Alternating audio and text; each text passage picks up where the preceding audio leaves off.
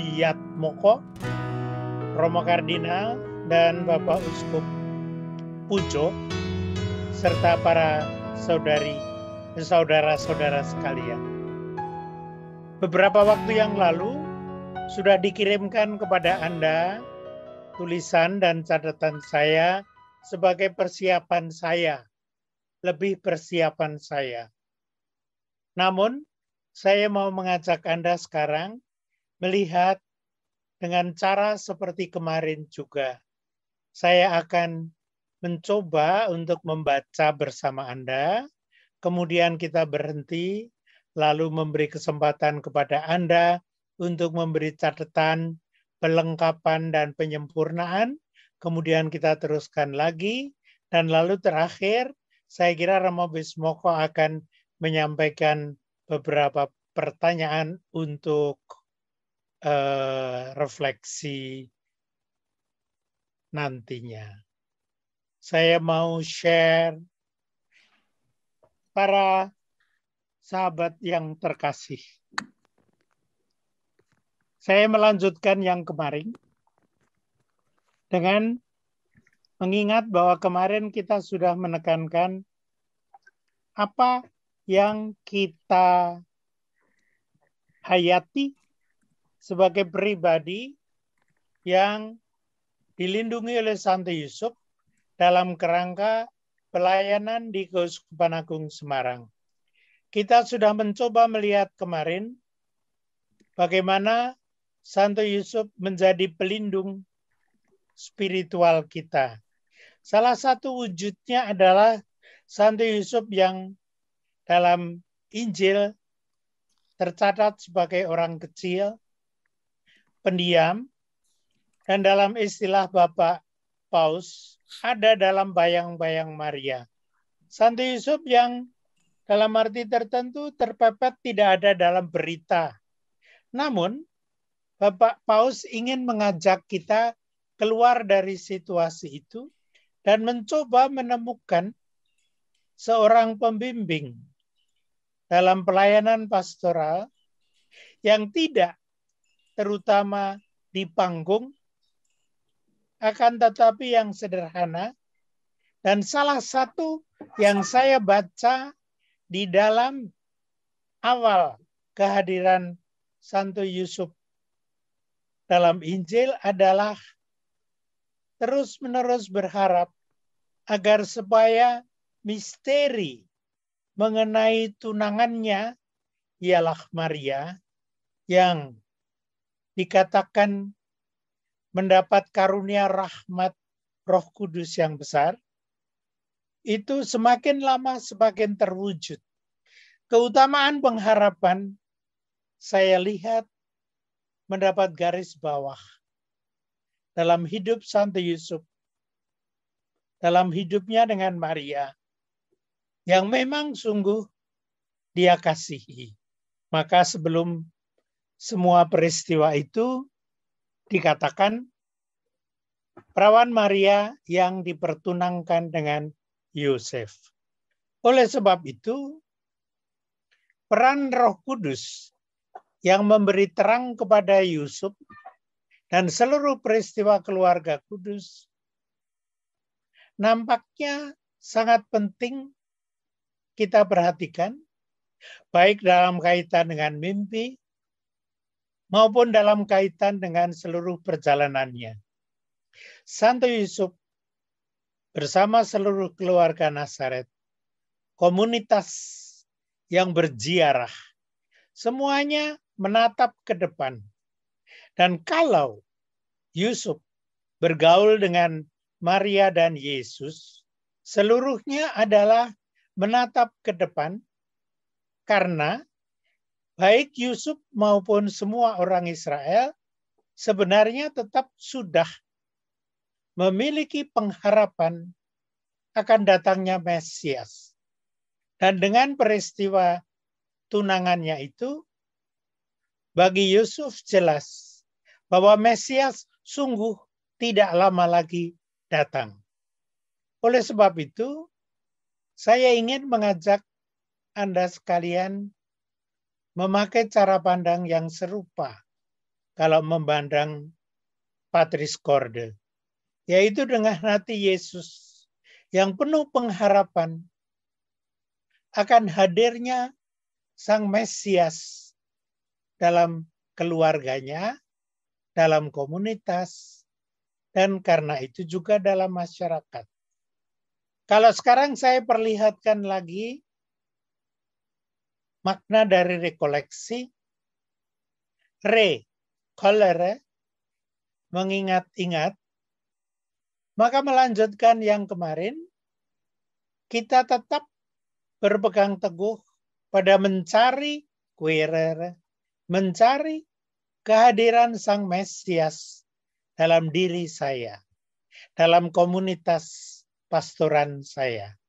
Tetapi untuk hari ini, saya tambahkan unsur baru yang hendaknya mendapat perhatian pada hari ini dan hari-hari yang akan datang, yaitu bagaimanakah kita dapat memberi fasilitasi kepada umat, agar umat juga berusaha menemukan Sang Kristus, Sang Mesias, karena Kristus berarti Mesias, yaitu yang diurapi, dalam keluarga mereka, dalam paroki, tapi juga dalam masyarakat. Sebagaimana kemarin saya sentuh melalui cara Romo Sugio mencoba mendorong umat membuat pewartaan tidak dengan banyak kata, tetapi dengan hidup di tengah kering dan lingkungan mereka. Pada baris bawah dari yang di layar, saya tambahkan satu butir yang untuk akhir-akhir ini maupun untuk waktu-waktu yang akan datang, saya kira akan menjadi semakin penting, yaitu belajar dan belajar, sekali lagi, querere, untuk salvum facere, Bapak Uskup mengajak begitu, tetapi dalam suatu cara pandang yang baru. Dan di situ saya tambahkan digital. Saya menganggap bahwa hal-hal digital bukan hanya sarana sehingga saya bisa menggunakan ini dari Jakarta untuk berjumpa dengan Anda yang tinggal di Batu Retno atau di Semarang atau di Jogja, tetapi sebetulnya merupakan cara pandang baru. Sebagaimana bagi Yusuf menemukan roh dan Allah dalam keluarganya, dan dengan cara yang baru memandang Maria dan anaknya sebagai kehadiran Allah sendiri. Pertanyaan yang kadang-kadang mengusik saya adalah bagaimana saya mengajar eklesiologi, karena itu tugas saya, dengan sebanyak mungkin menggunakan kekuatan digital. Tetapi makin lama saya semakin terdorong untuk berpikir, dunia digital bukan sarana saja, tetapi merupakan wujud kehidupan yang baru. Sekarang ini hampir tidak ada hari di mana saya tidak ada rapat atau ceramah atau pertemuan tanpa pertemuan online. Online, digital, menjadi bagian yang tak terpisahkan dalam hidup dan pelayanan saya. Sekali lagi saya semakin lama semakin melihat bahwa ini tidak hanya sarana, tapi merupakan cara pandang baru. Sebagaimana dulu orang mulai kaget dengan dengan mesin uap, lama-kelamaan terbiasa, dunia tidak bisa tanpa mesin uap. Sebagaimana Madame Curie menemukan berbagai macam hal di dalam kesehatan dan kimia yang sekarang tidak merupakan hal baru lagi, tetapi sudah dipakai sebagai hal hidup yang normal. Sebagaimana sekarang vaksin adalah bagian hidup kita. Bukan alat, tapi bagian hidup kita. Saya kok merasa bersama Santo Yusuf, kita perlu masuk ke dalam suatu dunia baru. Kalau saya mau melihatnya dengan lebih jauh, suatu bagian dari kisah penciptaan yang tidak berani di-stop hanya dalam kitab Kejadian, tapi terus-menerus tercipta sesuatu yang baru. Kemarin kita sudah berjumpa dengan Santo Yusuf, pemersatu. Santo Yusuf yang bergaul mesra. Santo Yusuf yang mendidik sang putra. Tidak menonjol, kerja tekun, tidak berbicara, tapi yang D, mendengarkan bisikan Allah Bapa, menyambut penjiwaan Roh Kudus. Berkali-kali saya diajak ikut sebagai peserta saja dalam mencoba memahami dunia digital. Sekali lagi, berkali-kali saya didorong untuk memahami bahwa ini adalah cara pandang baru yang menembus darah dan daging sampai kepada suatu dunia yang sangat-sangat istimewa. Tapi itu pun dunia kita. Tidak banyak bicara, tidak menonjol, tetapi menembus kulit, darah, dan daging kita. Saya mau melewati doa itu, maka saya berpikir kita diutus kemana oleh Tuhan Yesus. Pada waktu Petrus dan 11 kawannya dikumpulkan oleh Tuhan Yesus, maka mereka merasa diutus untuk mempertobatkan Israel. Tetapi ketika Barnabas dengan Paulus datang dari Antiokhia, dalam Kisah bab 15, mengajak orang berpikir lebih jauh, maka muncul suatu dunia baru, yaitu dunia Israel plus Yunani. Sesuatu yang sebelumnya tak terpikirkan. Dan ketika Paulus dan Petrus sampai di Roma, dunia baru pula. Bukan alat untuk kerasulan, tetapi memang dunia tempat evangelisasi harus terjadi. Oleh sebab itu, ketika Matius 28 yang ada di tengah layar saya, Matius 28 dibaca dengan lebih cermat, maka Tuhan Yesus mengutus kita melakukan pewartaan kepada semua orang. Nah, semua orang ini sekarang menjadi sesuatu yang sangat luas, sekaligus sangat mendalam. Ketika Madame Curie menemukan berbagai macam hal dalam kesehatan manusia, maka orang lalu melihat bagaimanakah dalam-dalamnya tubuh dan darah kita. Ketika orang menemukan dunia digital, maka kita juga menemukan berbagai macam unsur dari hidup kita yang sampai sekarang tidak begitu saja kita temukan. Sekarang saya kaitkan dengan Yusuf. Lama sekali bagi banyak orang Israel menjadi orangnya Tuhan, berarti menjadi imam, ahli Taurat, dan sebagainya. Dengan kehadiran Santo Yusuf, maka menjadi orangnya Tuhan adalah seorang bapak dalam keluarga yang tidak banyak bicara, tidak banyak ceramah, tapi menjadi tukang apa saja. Yang seperti Santo Yusuf, serve the family. Banyak di antara umat kita adalah bapak-bapak yang waktu-waktu ini sedang mencari jalan to serve the family. Barangkali di sana. What does it mean now to serve the family? Saya lanjutkan.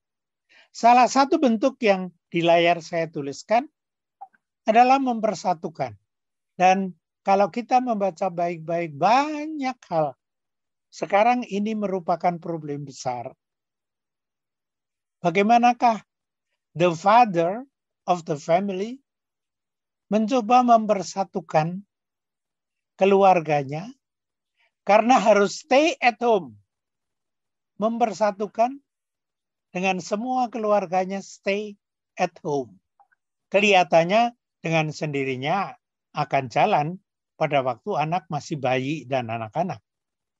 Tetapi begitu sampai kepada anak mengalami puber dan lalu menjadi pemuda-pemudi, pemersatuan menjadi sesuatu yang benar-benar menuntut.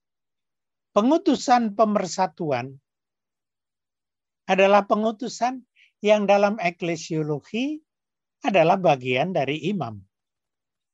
Tugas imam. Sementara itu pada awal tadi saya ingat bahwa eklesiologi Vatikan II menggarisbawahi imamat umum selain imamat tahbisan. Atau lebih tepat bukan selain tapi bersama-sama dengan imamat tahbisan. Dan sekarang saya kira dalam gereja kita kedua-duanya jalan bersamaan. Imamat umum, imamat tahbisan yang mempersatukan dan menguduskan dengan cara yang baru. Barangkali akan tiba waktunya kita berpikir lebih jelas lagi. Liturgia yang meresapi koinonia akan berbentuk seperti apa? Karena banyak hal yang dulu kita lakukan bersama-sama di gedung gereja, sekarang harus terlaksana dalam keluarga, bukan sebagai upacara, tapi sebagai sesuatu yang hidup. Dalam hal ini, para saudara kita yang mendapat imamat umum dan yang akan kita layani atau sampai sekarang sudah kita layani, tidak mendapat teori dari teologi imamat atau apapun juga, karena dalam katekese sangat sederhana kita berikan. Tetapi ada suatu metode life exercise. Tidak teori dulu lalu praktek, tapi langsung praktek. Tidak membuat paper dalam persiapan perkawinan, tapi langsung praktek. Saling mencintai. Tidak menggarap ujian tulis atau lisan dulu, tetapi saling mencintai. Ikut menyertai Sang Pemuka, ialah Yesus Kristus yang hadir dalam dirinya dan dalam keluarga. Saya berpikir-pikir, bagaimanakah katekese keluarga untuk membantu mereka semakin mendalam.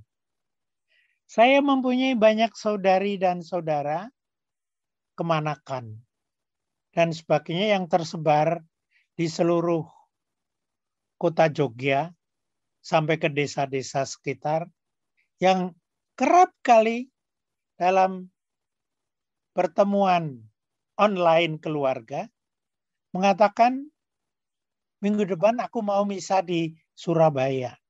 Yang satunya enggak, saya mau minta misa dengan Monsinyur Anton dari Bandung. Yang lainnya bilang, enggak lah, kita misa dengan pastor paroki saja. Yang toh jarang ketemu. Karena nggak boleh ketemu. Yang lainnya mengatakan, enggak, saya pengen ke Medan. Apa yang saya tangkap dari situ semua? Sangat menarik. Bagaimana percakapan-percakapan tentang doa adalah percakapan harian yang dulu nggak pernah. Tentang rencana misa. Ya udah minggu datang pergi dan seterusnya. Tapi sekarang ada perencanaan. Doa jam 3 sore. Bahkan malaikat Tuhan menjadi bagian dari suatu hidup. Saya tidak tahu bagaimana pengalaman para romo dalam hal itu. Tapi yang menarik adalah saya dijawel oleh orang-orang awam dengan ajakan, Romo, yuk kita mengadakan doa online untuk Bapak Ibu tua yang nggak pernah dikunjungi oleh anak cucunya. Dan di Jakarta ada begitu banyak rumah panti werda, termasuk di Bandung dan sebagainya.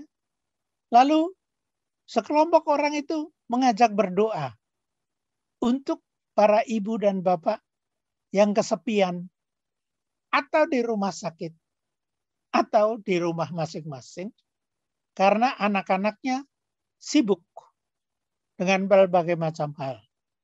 Dan cucunya tidak bisa bicara dengan dia juga.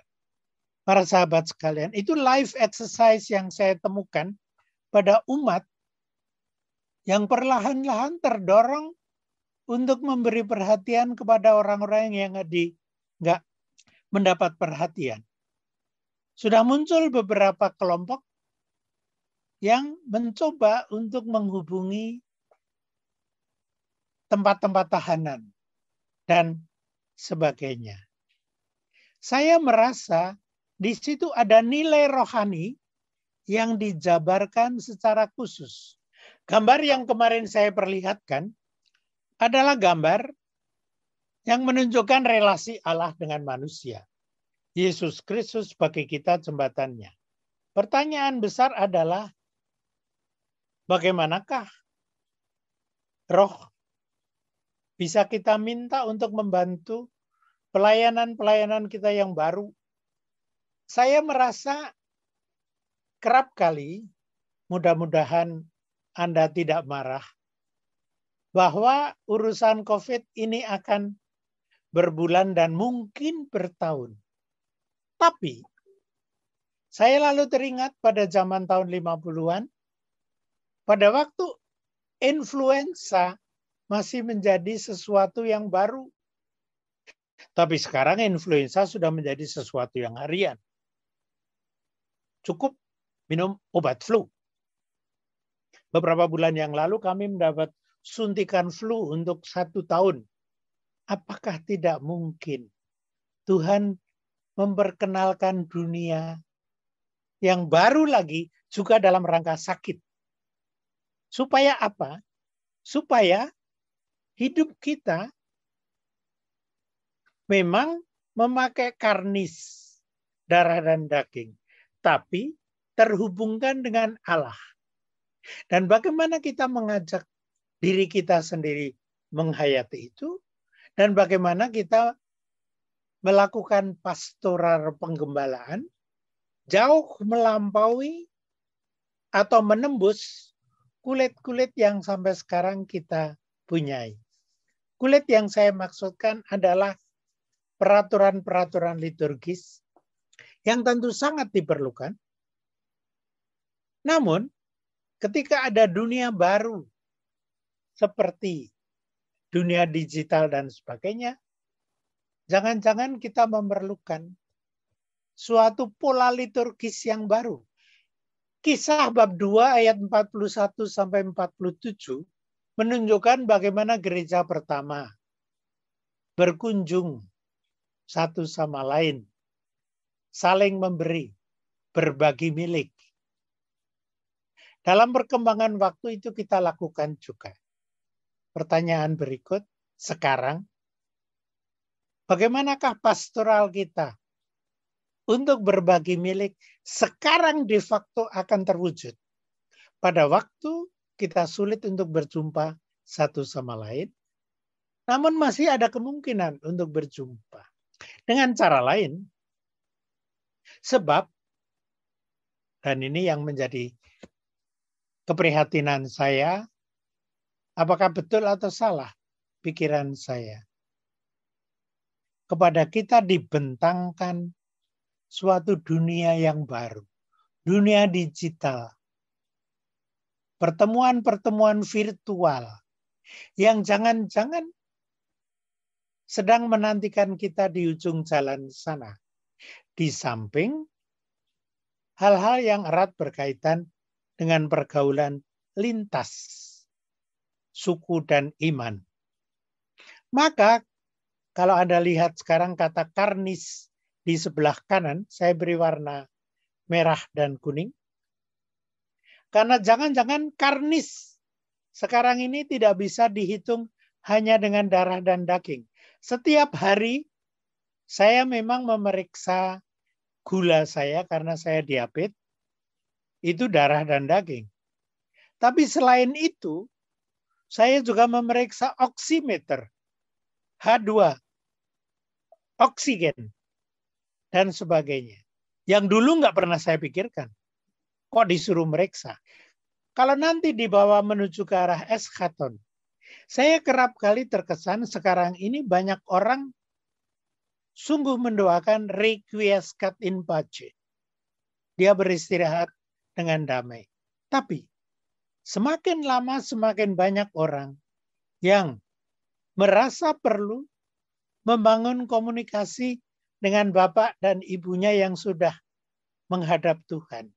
Suatu kesadaran baru mengenai eschaton yang pada hemat saya membutuhkan pelayanan yang bukan main. Para sahabat sekalian, dengan ajaran Paus Fransiskus tentang Yosef yang sama sekali tidak menunjukkan kepemimpinan sebagaimana Daud, tapi jelas memimpin keluarga kudus. Pertanyaannya, adakah suatu model pelayanan pastoral, pengembalaan yang akan datang, yang baru, tidak serupa dengan yang sekarang kita lakukan?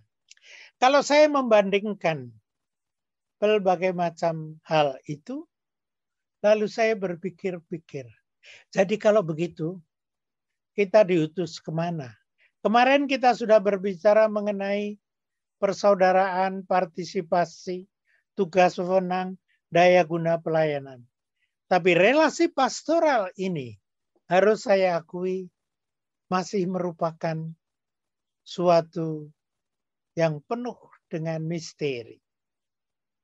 Memang sih, Lumen Gentium bab 1 mengenai gereja, bab 1 malah berjudul Misteri Gereja. Kalau begitu gereja kita juga Keuskupan Agung Semarang, juga paroki Baciro, juga lingkungan tertentu. Saya ada beberapa sepupu yang tinggal di paroki Baciro, maka saya sebut paroki Baciro. Walaupun banyak juga yang ada di Kemetiran. Yang mau saya katakan adalah panggilan baru macam apa yang harus terwujud dalam persaudaraan. Ada banyak saudara saya yang ketemu melalui WhatsApp. Ada partisipasi komunitas yang terjadi secara virtual. Saya tidak mempunyai kewenangan sama sekali dalam bidang digital. Tadi untuk masuk dalam ruangan ini saja, saya punya masalah yang harus dibantu oleh Romo Bismoko dan kawan-kawan. Maka pertanyaan berikut adalah, kalau demikian, apa daya guna pelayanan kita? Apakah relasi spiritual membutuhkan suatu penjabaran baru? Kenapa saya berani menawarkan itu? Karena Bapak Uskup Agung Semarang ini yang membuat saya nekat begitu. Karena pegangan Bapak Uskup Agung Semarang adalah kuerer. Saya mencari terus. Pertanyaannya, ke arah mana ya? Kalau demikian, salvum facere macam apakah yang akan dapat kita tawarkan? Apakah masih terus saja dengan pengaturan Dewan Paroki seperti sekarang? Atau sesuatu yang baru? Saya nggak tahu. Saya nggak berani mengusulkan apapun. Saya hanya ingin mengajukan pertanyaan seperti ini untuk berhenti sejenak.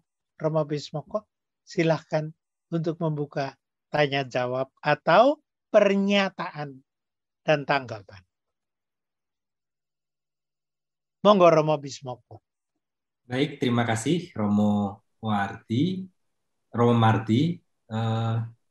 Saya sekarang memberikan kesempatan kepada para Romo, Bapak Uskup, dan juga Bapak Kardinal untuk menambahkan atau menyumbang gagasan untuk refleksi, atau mungkin kalau ada pertanyaan untuk Romo Mardi, dipersilahkan. Saya Romo Marto. Silahkan Romo Marto. Romo Mardi Atmojo, terima kasih banget. Saya senang dengan pemikiran dan usaha-usaha yang Romo tulis, tapi juga tadi telah disampaikan pengalaman real dari apa yang disebut Romo sebut paguyuban virtual ya dalam nomor 10 itu, atau komunitas virtual yang memang sekarang ini sangat lazim dan sangat bagus ya dalam pengertian tadi misalnya contohnya mengajak doa, itu juga saya alami, doa bersama lewat handphone ya. Pokoknya juga lewat ini Zoom dan seterusnya. Lalu Romo menulis itu sebagai bentuk baru persekutuan gerejawi. Saya tergelitik dengan istilah itu. Terlebih dalam nomor 13, Romo menyebut perlunya mengembangkan suatu eklesiologi yang baru berdasarkan realitas dunia digital seperti sekarang ini. Dan saya sangat setuju untuk terus memikirkan, mencari tadi eklesiologi yang baru. Dan saya sedang berpikir keras beberapa pekan ini untuk berpikir soal ini, eklesiologi baru itu. Saya punya pertanyaan yang terus menjadi pergulatan saya. Saya sangat setuju bahwa komunitas virtual, paguyuban virtual itu sesuatu yang sangat mendukung hidup rohani umat, bahkan membangun solidaritas walaupun semua itu secara virtual juga. Pertanyaannya mungkin untuk pendalaman, bagaimana menjembatani komunitas virtual, paguyuban virtual itu dengan perjumpaan, kehadiran fisik yang tak tergantikan. Ini Paus Fransiskus juga mengatakan perlunya membangun budaya perjumpaan, culture of encounter, Begegnung, ya. Dan itu kita tahu, seperti sekarang saya ketemu Romo Marti, senang sekali. Tapi kita nggak bisa makan bareng Romo. Lalu juga kita tahu virtual itu punya keterbatasan. Mengungkapkan simpati secara ekspresif, menepuk pundak kalau orang itu sedang gagal, atau kalau dengan saudara sendiri memeluk untuk memberi kekuatan, sesuatu yang tidak bisa tergantikan. Meskipun dalam kadar tertentu, sungguh video call itu sangat-sangat membantu. Tentu Romo tadi ngomong mengenai juga liturgi, saya juga berpikir mengenai perayaan Ekaristi, misa online, karena memang dalam ajaran gereja, sekurang-kurangnya Sri Paus Benediktus XVI, itu menekankan misalnya misa online tidak menghalangi atau tidak menggantikan kewajiban untuk hadir secara fisik di sekitar altar. Lumen Gentium artikel 26 kan menyebut bahwa gereja Katolik, satu kudus Katolik itu sungguh-sungguh hadir untuk jemaat yang di sekitar altar. Paus Fransiskus juga mengatakan misa online tidak membangun gereja yang dalam arti sesungguhnya. Karena kalau kita hanya misa di tempat sendiri, beda sekali. Kalau misalnya kita memimpin misa online, suara belero dari orang-orang yang ikut di sana itu nggak kedengaran karena memang semua di mute ya. Lalu juga beda ya, saya sendiri mengajar. Terus terang sekarang ini mulai bosen mengajar dengan daring ini. Beda sekali kalau di kelas itu interaksinya hidup dan menyenangkan. Nggodani wong ngantuk dan seterusnya itu asik. Sekarang yang saya ajar itu sambil membaca yang lain atau sedang dalam tanda kutip tidak sungguh-sungguh fokus pada yang dosennya itu gampang terjadi. Karena tidak ada perjumpaan secara langsung.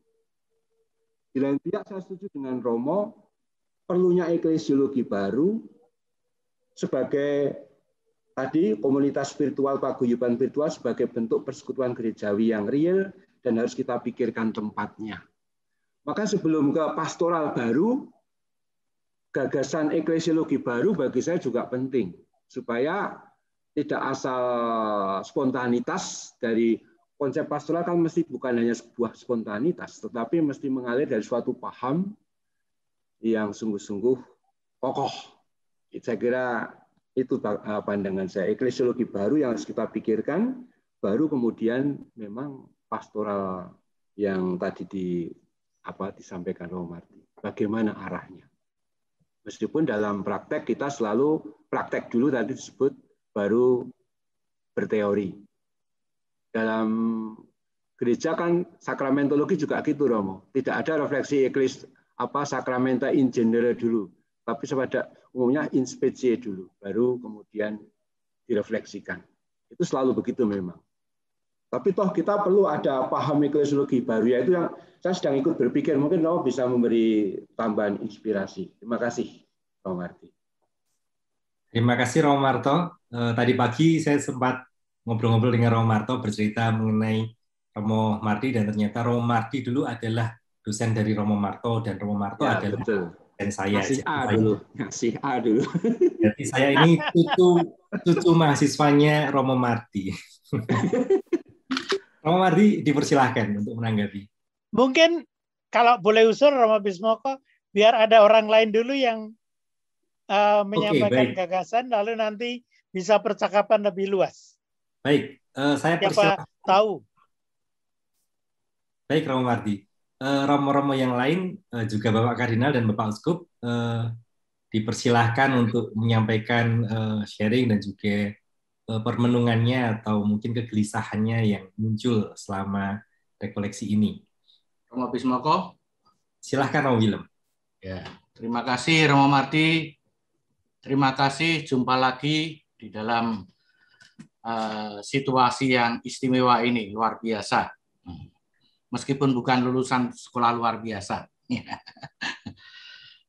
Romo Marty dan para Romo, Bapak Uskup, kalau memikirkan bahwa Zoom, internet, dan sebagainya ini sesuatu yang sangat baru, saya mengalami bukan sesuatu yang sangat baru, tapi sesuatu yang sekarang terpaksa dan dipaksa harus kita masuki dunianya.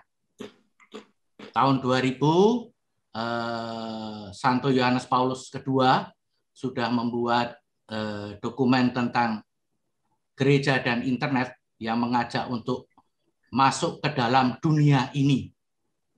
Sebetulnya tahun 2004-2005 ketika masih memakai Yahoo Messenger yang sekarang sudah tutup itu, saya diikut sertakan di dalam salah satu kelompok. Kelompok itu KKPK atau semacam itu ya. Itu komunitas perkantoran. Dan itu di dunia maya yang konkretnya kemudian melakukan sesuatu di Jakarta. Tetapi setiap hari itu kami atas inisiatif beberapa anggota itu sudah melakukan misalnya doa malaikat Tuhan. Kalau Mei atau Oktober itu kami melakukan rosario. Tidak dengan cara bersuara, tetapi hanya dengan mengetik saja. Jadi di Yahoo Messenger itu mengetik Salam Maria, kira-kira selesai copy paste lagi Salam Maria dan seterusnya. Demikian juga malaikat Tuhan. Dan salah satu yang dihasilkan waktu itu atas izin dari Keuskupan Agung Jakarta itu menyelenggarakan persiapan Krisma untuk mereka yang tidak bisa ikut di paroki karena bekerja dan sebagainya. Jadi pelajaran persiapan Krisma dilakukan jam 12 sampai setengah 1 pas istirahat, jam istirahat gitu ya. Lalu mereka akhirnya bisa terima Krisma. Waktu itu cukup banyak yang terima Krisma sampai beberapa tahun. Maka saya melihat ini sesuatu yang bukan baru lagi, tetapi sementara ini kita memang merasa belum pas untuk karya pastoral kita, atau tidak terpikirkan sebagai wujud karya medan karya pastoral kita.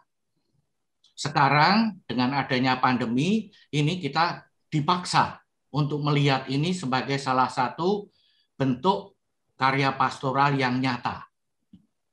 Dan saya merasa kalau tadi Romo Marty juga mengatakan ya beberapa tahun yang lalu flu itu masih begitu mengerikan, rasanya beberapa tahun ke depan itu corona juga tidak akan menjadi seperti sekarang mengerikannya, menakutkannya.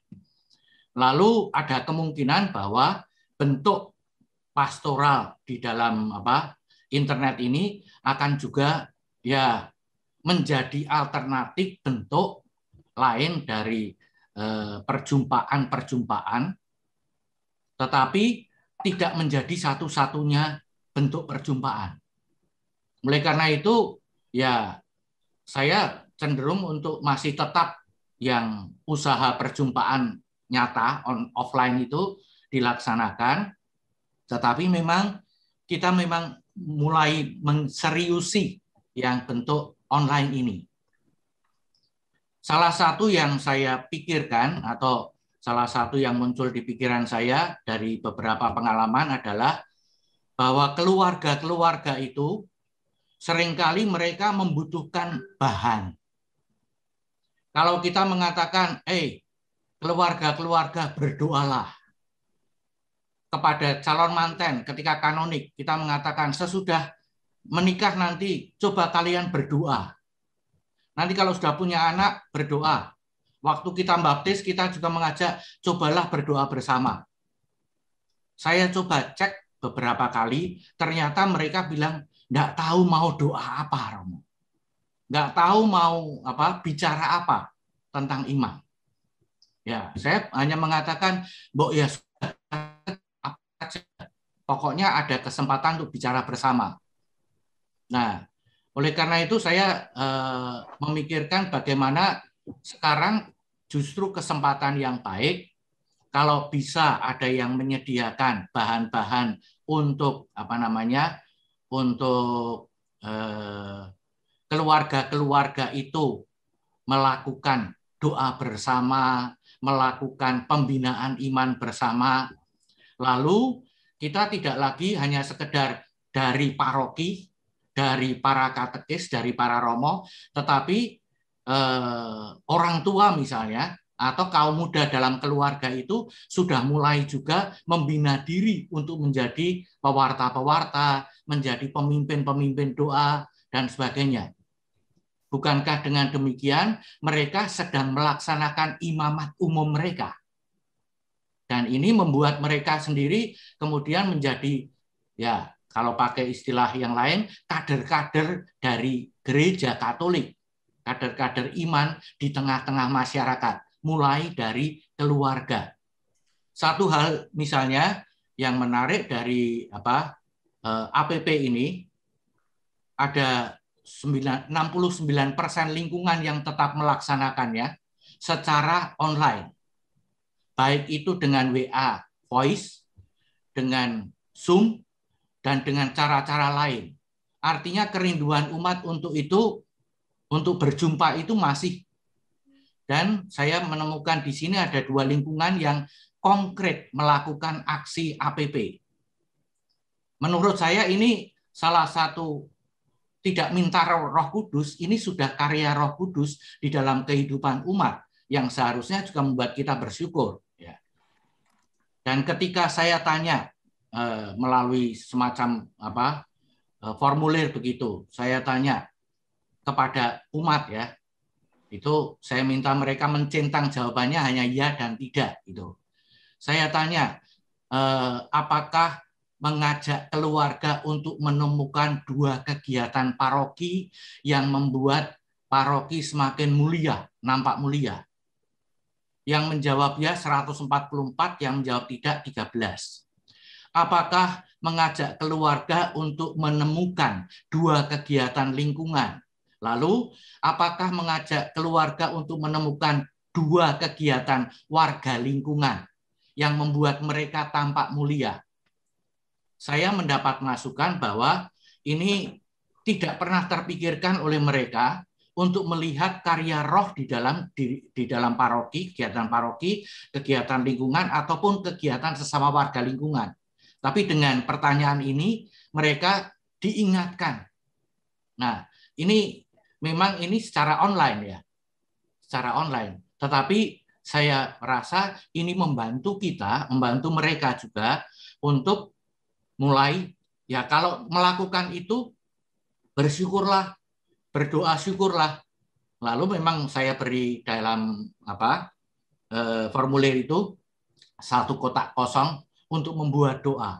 Dan saya menemukan doanya bagus-bagus. Jadi antara yang offline dan online, menurut saya ini semua bentuk pewartaan. Dan kalau mau pakai semangatnya Santo Yosef, ini adalah ya semangat kebapaan yang memang harus dengan kerja keras dari paroki, dari tim paroki, menyediakan materi bahan, sehingga syukur yang belum saya cek, keluarga-keluarga memakai bahan-bahan itu untuk ibadat di keluarga mereka sendiri, untuk berinteraksi dan berproses di keluarga mereka sendiri. Ini mohon tanggapan. Terima kasih. Baik, terima kasih Romo Willem. Romo Marty, saya minta apakah diperkenankan masih ada tambahan 1 sharing lagi terkait dengan bagaimana silakan. Bagaimana kita hidup di dalam ketegangan online dan offline, dan rupanya perjumpaan online dalam arti tertentu itu muncul karena ada keterpaksaan tertentu, karena kita harus jaga jarak dan seterusnya. Nah, mulai liburan Natal kemarin, Seminari Mertoyudan itu mengizinkan para seminarisnya untuk liburan di rumah. Tetapi setelah itu ada pemberlakuan PSBB, sehingga mereka, para seminaris ini tidak bisa pulang ke seminari lagi. Maka mungkin sampai sekarang itu Seminari Mertoyudan masih menerapkan formatio online. Maka saya mengundang Romo Graha yang bertugas di Seminari Mertoyudan untuk sedikit membagikan pengalamannya terkait pendampingan para seminaris secara online ini. Romo Graha, dipersilahkan. Silakan Romo Graha. Baik, terima kasih Romo Bismoko, Romo Marty, Bapak Uskup, Bapak Kardinal, dan juga para Romo yang terkasih. Seperti yang tadi disampaikan oleh Romo Bismoko, ada beberapa pengalaman yang bagi kami, juga bagi saya terutama, baru dalam pendampingan para seminaris di Seminari Menengah Santo Petrus Canisius Mertoyudan. Saya termasuk baru dalam proses pendampingan secara online ini, karena juga baru masuk bulan Juli tahun kemarin. Dan apa yang kami alami memang lalu mengajak kami, kalau dikatakan Romo Willem tadi ya, ya tetap harus mau masuk ke situ, harus mau belajar. Gitu. Kami mengganti atau menggunakan istilah formasio jarak jauh. Kalau sekolah-sekolah biasa atau sekolah pada umumnya menggunakan istilah pembelajaran jarak jauh atau PJJ, kami menggunakan istilah FJJ. Itu dimulai sejak awal Januari sampai dengan hari ini. Hari ini pun saya rasa beberapa romo atau juga frater itu mengajar. Nah, bentuk pendampingan kami memang serba terbatas karena selama ini mengandalkan atau masih menggunakan model perjumpaan langsung, hidup berkomunitas. Ya ini berkomunitas tetap, tetapi perjumpaan langsung atau kebersamaan secara fisik itu tidak mudah disadari atau dirasakan. Bentuk-bentuk pendampingan banyak atau bahkan hampir semuanya ya dilakukan secara daring atau online. Mulai dari menulis refleksi harian, mereka menulis di buku refleksi lalu difoto, atau mereka menulis lewat email, atau bahkan ada yang karena keterbatasan hanya bisa lewat chat WA, lalu kami baca, kami komentari, begitu. Ada yang setiap hari, ada yang berapa hari sekali, tergantung dengan dinamika masing-masing medan. Begitu juga dengan bacaan rohani, mereka membaca, membuat rangkuman, lalu dikirim, dikomentari. Termasuk kemarin yang terbaru adalah retret Elexio untuk teman-teman seminaris kelas 11. Retret secara online. Memang beberapa kali ada kendala gitu ya, sinyal ataupun juga situasi rumah ataupun situasi batin dan macam-macam. Tetapi ya itu sejauh yang bisa diupayakan. Lalu bimbingan rohani itu via WhatsApp, video call, atau lewat Zoom juga. Lalu acara-acara kepamongan, instruksi, lalu pertemuan antar seminaris pun juga dilakukan secara online. Memang banyak fleksibilitas, artinya lalu menjadi banyak hal yang kemudian yang tadinya tidak terungkap ketika perjumpaan langsung, tetapi karena perjumpaannya sekarang lebih juga banyak secara personal, lalu seminaris bisa terbuka, bisa ya mereka dekat juga dengan gadget begitu ya. Jadi bukan sesuatu yang asing bagi mereka untuk berbagi gagasan, berpendapat semacam itu. Lalu formasio jarak jauh di rumah juga mendekatkan mereka dengan keluarga, seminari pertama. Meskipun orang tua juga mengeluh gitu ya, anaknya 1 bulan pertama masih bisa tertib, masih bisa disiplin, lalu bulan-bulan berikutnya atau hari-hari berikutnya mulai kacau. Gitu. Lalu ya menjadi kesempatan juga bagi anak untuk semakin terbuka pada orang tuanya dan merasakan bagaimana perjuangan, kalau mau dikatakan perjuangan umat di tengah masa pandemi, ya mereka belajar secara langsung dari keluarga masing-masing. Itu ya pengalaman FJJ memang ya harus disadari sebagai sesuatu yang tidak bisa dihindari begitu, dan kami pun belum tahu sampai kapan, meskipun para romo staf di sini sudah divaksin, tapi itu kan tidak lalu menjadi jaminan, dan anak-anak atau seminaris dan keluarganya kan juga belum sepenuhnya aman, atau mereka punya keyakinan bahwa ketika di seminari menjadi baik. Awal-awalnya orang tua memang ada unsur mendesak. Lebih baik anak-anak di seminari aman gitu. Tetapi tidak serta-merta begitu juga, karena perjalanan dari rumah masing-masing menuju seminari itu juga berisiko. Mungkin itu yang bisa saya sampaikan. Mungkin nanti juga ada kesempatan untuk para romo dari seminari ataupun yang juga di paroki yang kami mintai bantuan atau secara sukarela menawarkan diri untuk mendampingi para seminaris. Mereka senang sekali karena boleh numpang wifi di pastoran, boleh makan di situ, bahkan kemarin retret ada yang numpang di pastoran juga. Maka ini menjadi cara pendampingan yang baru dan kami bersyukurnya banyak pihak yang mendukung kami. Demikian Romo Bismoko, Romo Marty, Bapak Kardinal, Bapak Uskup, dan para Romo. Romo Marty, dipersilahkan untuk memberi beberapa tanggapan.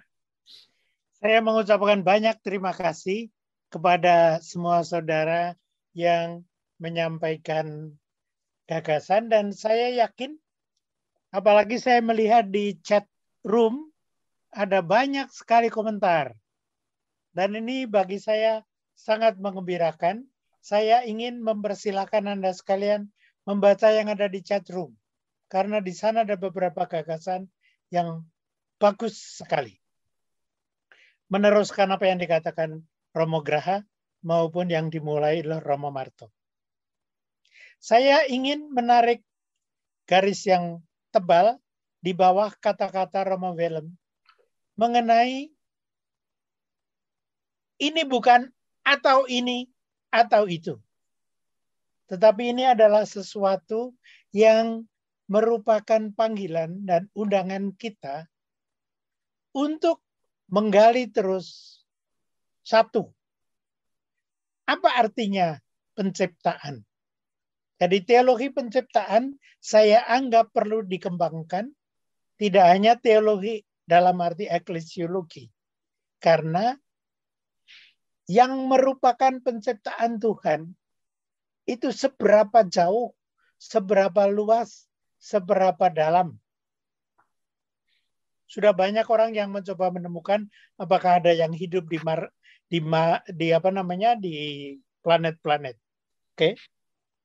Tapi saya sendiri melihat bahwa salah satu bentuk kita memahami penciptaan juga masuk dalam dunia digital. Dua, yang eklesiologis tadi sudah dilihat oleh banyak orang. Kalau saya merupakan suatu undangan, panggilan, bukan sebagai apa boleh buat kita sekarang terpaksa begini. Bukan. Saya mau melihatnya dengan kacamata positif. Apa toh yang bisa kita lakukan dalam dunia seperti ini untuk kerasulan, untuk, maaf kalau saya pakai kata Latin, untuk ecclesiatio, pembentukan eklesia. Saya melihat, kalau saya memandang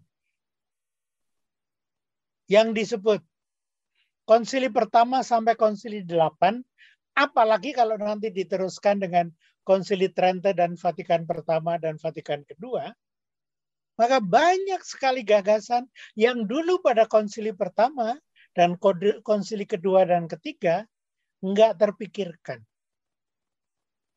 Tetapi kemudian memang tumbuh dan berkembang.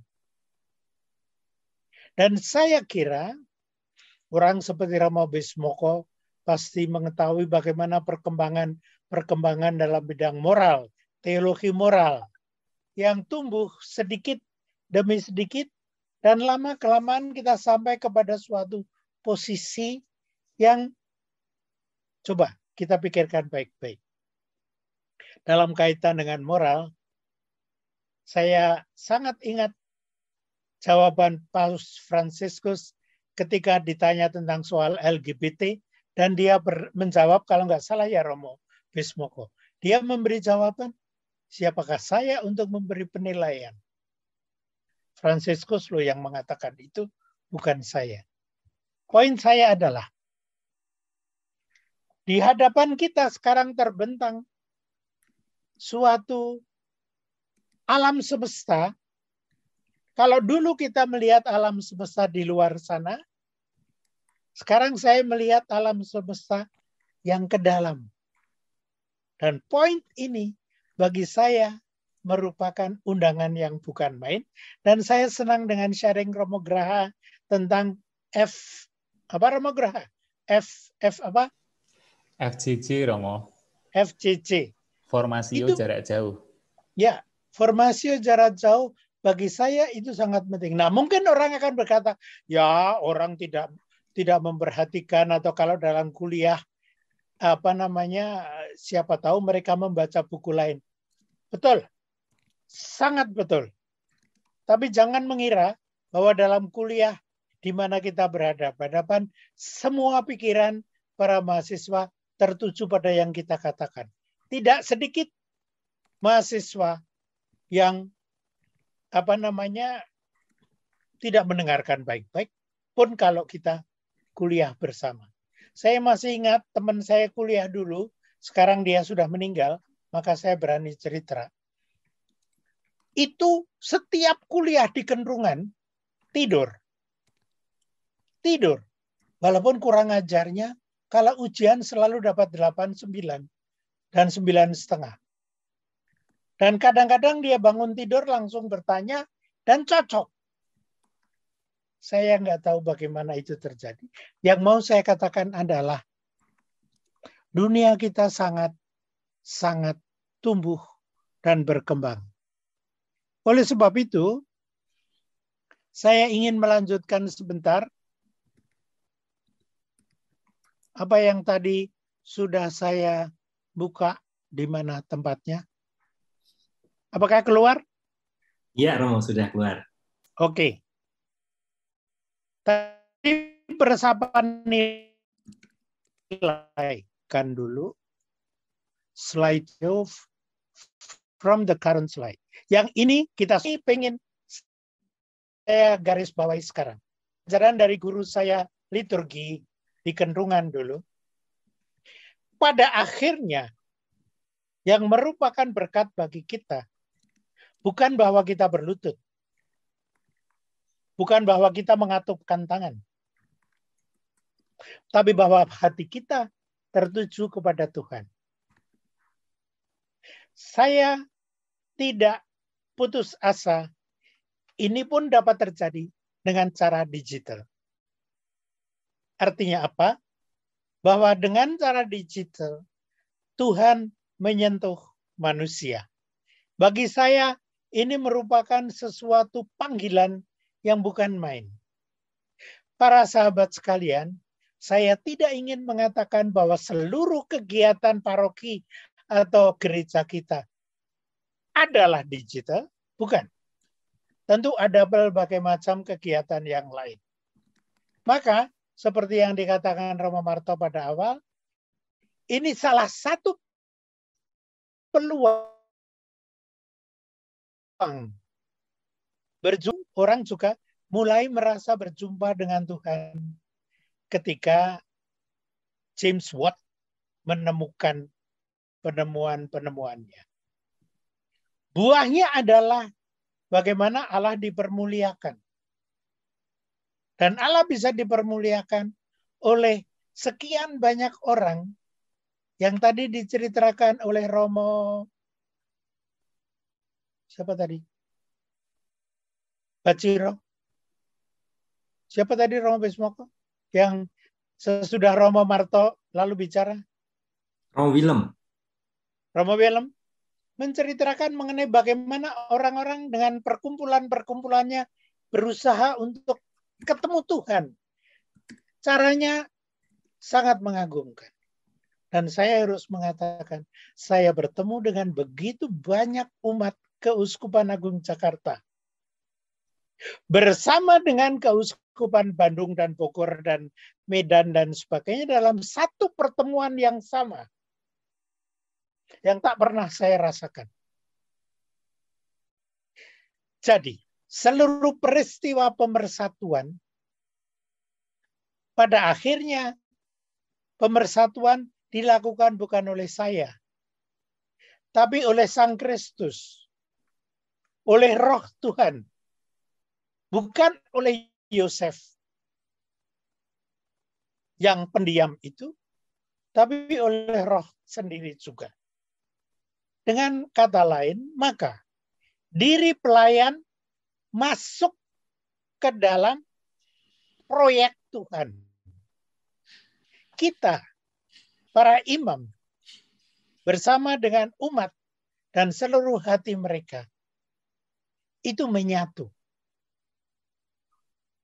Saya hari-hari yang silam sangat terpukau dengan suatu pertemuan yang diadakan oleh umat di Kenat Tangerang, itu sudah ada pertemuan 9 minggu setiap Sabtu,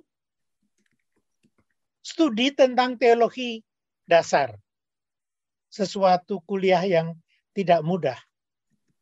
Tapi kemudian saya ajak masuk ke dalam apa yang kalian pelajari dan teresap di hati. Kita mengadakan suatu percakapan semacam rekoleksi bersama, mengajak umat yang dari gelombang sebelumnya dan sesudahnya. Kelas saya adalah kelas yang terdiri dari 125 Bapak Ibu. Dan ketika seminar itu beberapa ratus. Poin saya bukan itu. Poin saya adalah bahwa awam-awam ini haus akan mencari nilai-nilai spiritual. Nah, poin ini sekarang ini secara sangat menarik merupakan kehausan mereka. Justru ketika mereka tidak bisa ketemu setiap minggu di gereja, lah kok menjadi semacam kehausan.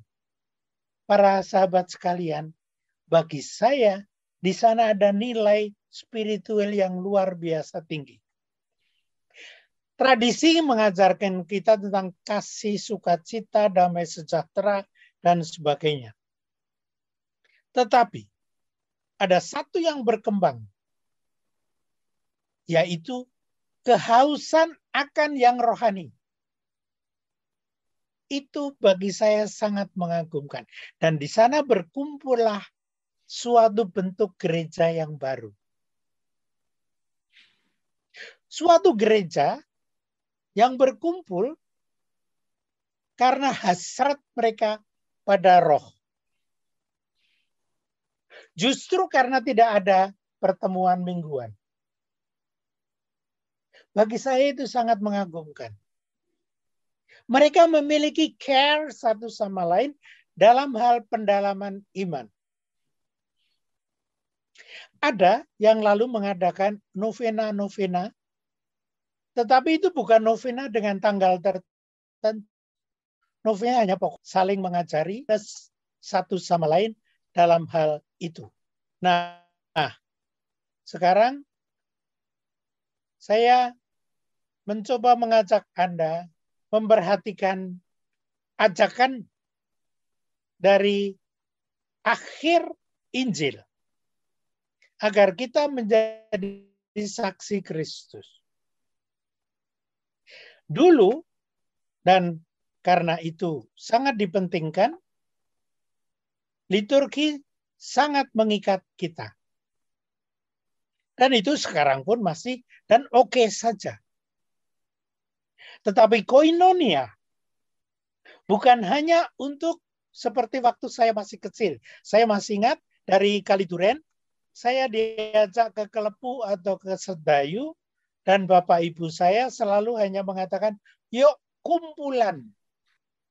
Kumpulan istilahnya, bukan ke gereja. Jadi ngumpul di gereja, koinonia. Tetapi koinonia model sekarang adalah koinonia online.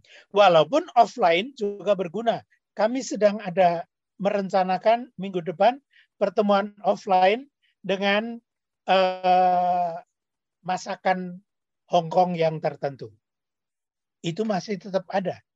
Tetapi pertemuan koinonia dalam dalam online adalah suatu pertemuan yang bukan main menyejukkan. Kalau saya ketemu dengan seorang teman yang dulu pernah ketemu di Brussel dan sekarang masih di Brussel, dan sekarang kita ketemu lagi secara online. Orang yang dulu saya ketemu karena keluarganya itu di perumahan rakyat Bantul. Itu yang 2 sudah meninggal, namanya Jito Pandrio. Dan sekarang adiknya masih hidup. Lalu dia mengajak saya untuk bekerja sama dengan agak kurang ajar sedikit tapi menyenangkan bagi saya, yaitu dia menyuruh saya membaca tulisan-tulisannya karena dia mau jadi profesor. Oh, dengan senang hati saya melakukan.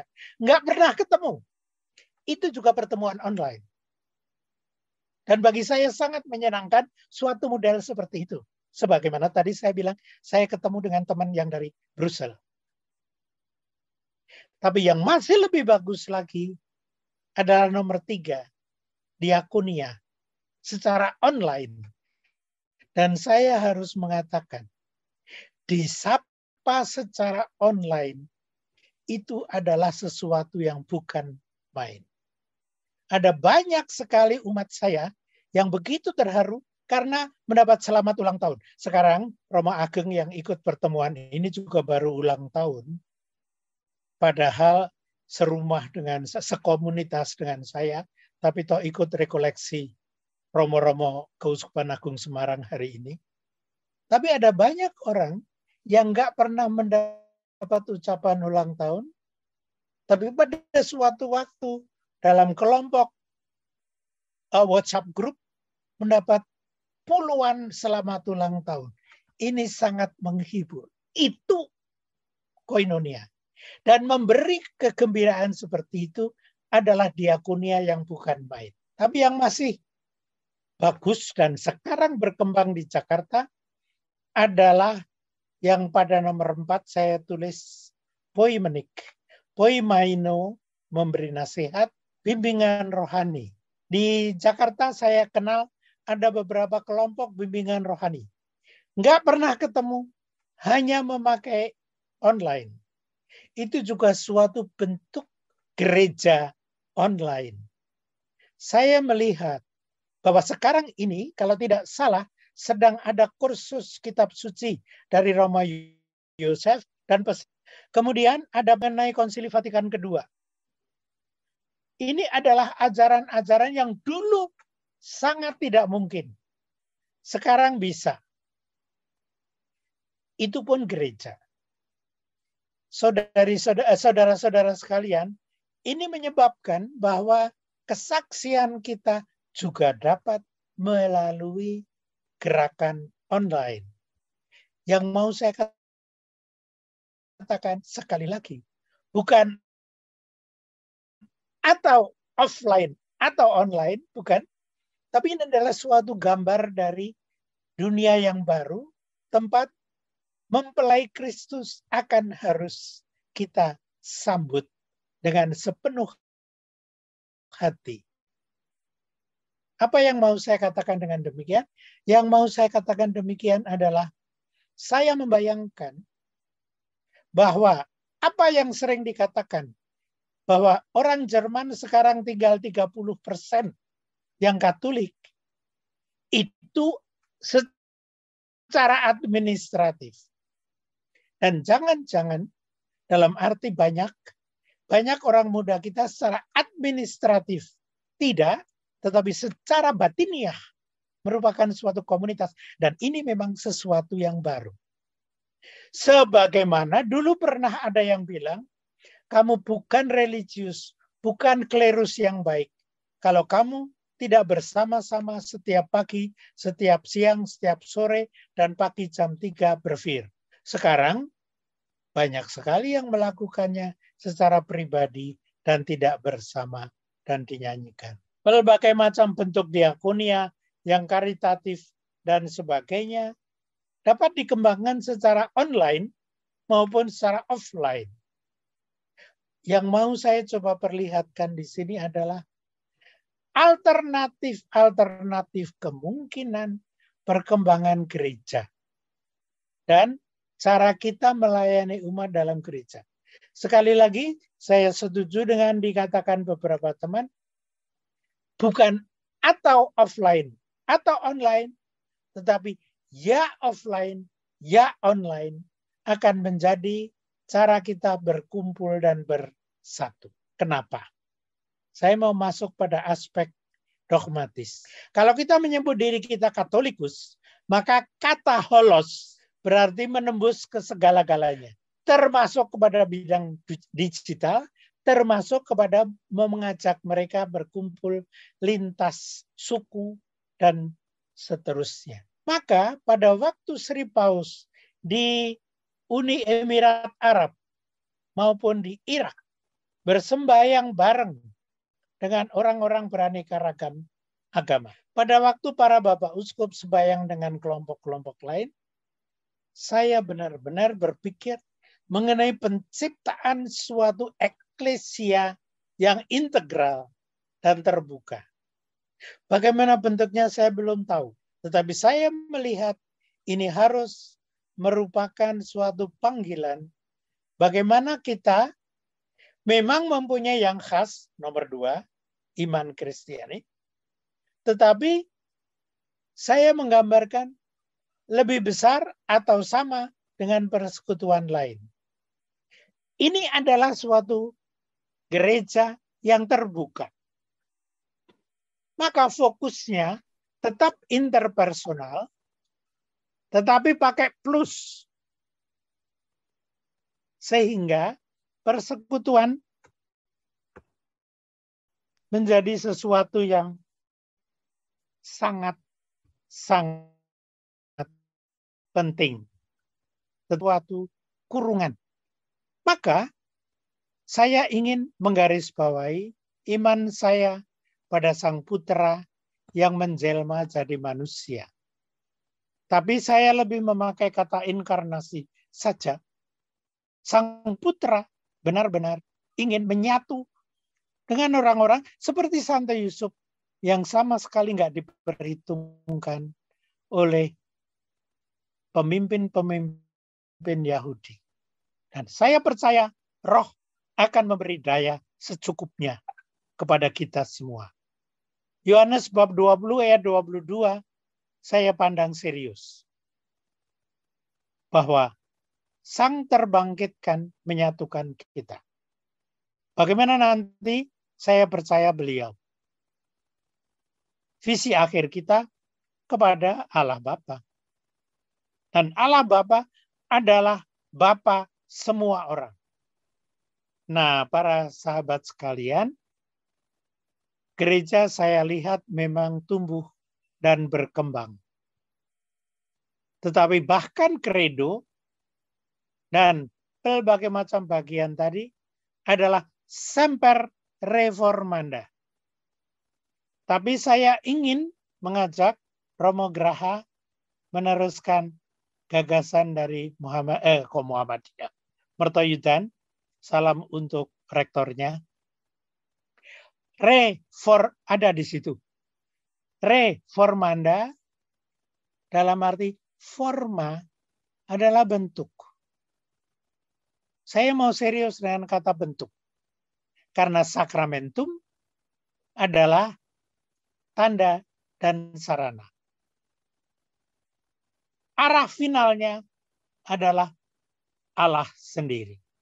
Supaya pada akhirnya sampai kepada eschaton. Harapan saya Bapak dengan demikian, kita serius dengan kata sakramen. Karena sakramen, maka hanya tanda dan sarana.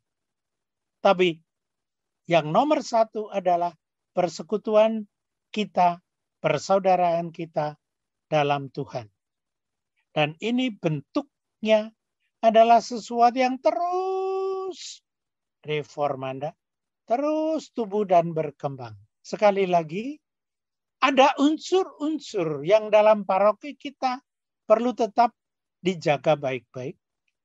Akan tetapi, seperti sering sudah terjadi, jangan-jangan anak muda sekarang betul-betul membutuhkan eklesia online. Akhirnya yang paling penting adalah beriman kepada Allah dalam Yesus Kristus, dalam Roh Kudus. Romo Bismoko, saya cukupkan sekian dulu. Silakan memberi kemungkinan reaksi sekali lagi. Atau waktunya sudah terkejar, saya nggak tahu. Ya, baik.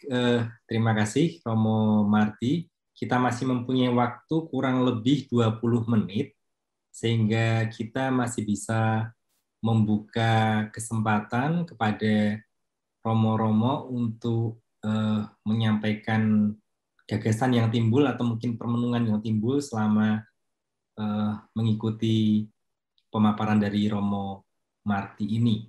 Para Romo atau mungkin Bapak Kardinal, juga Bapak Uskup, kami persilahkan.